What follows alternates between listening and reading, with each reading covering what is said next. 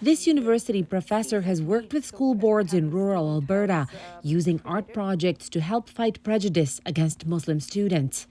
Female students who are wearing the hijab, a very common racial slur that these students confront in their everyday lives is, why are you wearing this piece of cloth on your head?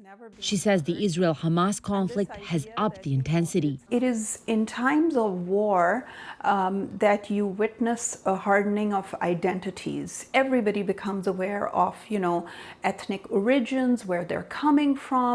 The new Senate report on Islamophobia found that it is a daily reality for many Muslims.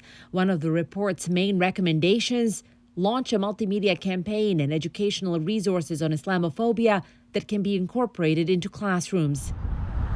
Yet, this school board in the Peel district outside of Toronto is the only one in the country to have produced a board-wide strategy on Islamophobia.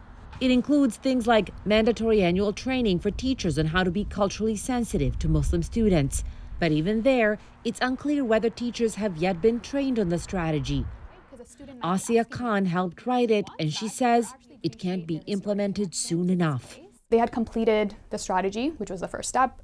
But now I think community is kind of holding their breath and waiting, right? We want to see kind of the ways in which we move this into action. The organization she works for noted a significant rise in calls from community members who say they've faced hostility, prejudice, or attacks since October 7th. Some of those calling were parents. Caseloads have skyrocketed. In all areas, right? The work that we do in our spaces. Khan is also working with teacher college students, the future educators, to help support Muslim students.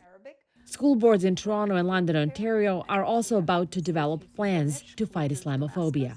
Deanna Sumanak-Johnson, CBC News, Toronto.